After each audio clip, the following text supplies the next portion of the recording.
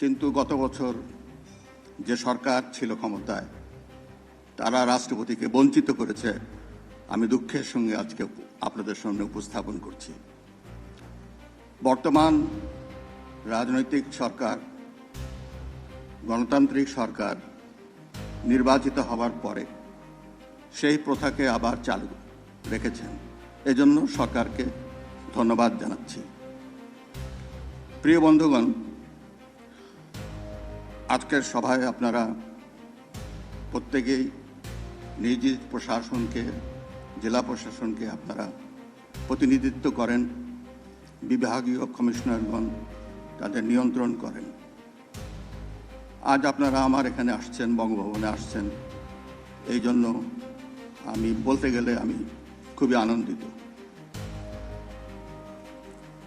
2026 সালে বঙ্গভবনে আপনাদেরকে আমি স্বাগত জানাচ্ছি।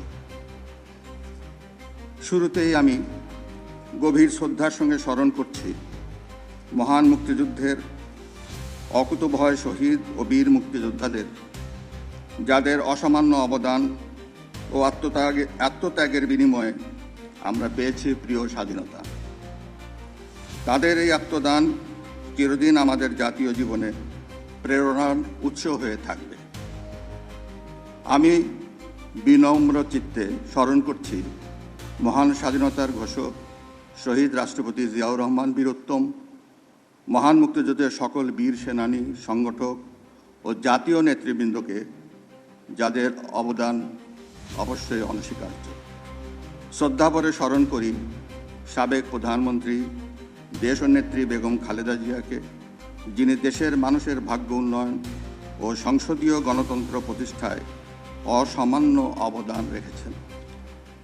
আমি কৃতজ্ঞ চিত্রে স্মরণ করছি 2024 সালের জুলাই আগস্ট ছাত্র জনতার গণঅভ্যুত্থান এবং দীর্ঘ গণতান্ত্রিক আন্দোলনের শহীদ ও আহতদের, যাদের চরম আত্মত্যাগ ও অসীম সাহসিকতার মধ্য দিয়ে দেশে গণতন্ত্র পুনঃ প্রতিষ্ঠা পেয়েছে, সৃষ্টি হয়েছে জবাবদিহিমূলক, মানবিক ও ন্যায়ভিত্তিক নতুন বাংলাদেশ গড়ার বিশাল সুযোগ। প্রিয় বিভাগীয় কমিশনার ও জেলা প্রশাসকবৃন্দ, দুর্নীতির ব্যাপারে সরকারের জিরো টলারেন্স নীতি বাস্তবায়নে আপনারা আরও সচেষ্ট হবেন। মাঠ প্রশাসনের সর্বস্তরে স্বচ্ছতা, জবাবদিহিতা ও পেশাদারিত্ব প্রতিষ্ঠায় নেতৃত্ব দিবেন। প্রিয় বিভাগীয় কমিশনার ও জেলা প্রশাসকবৃন্দ,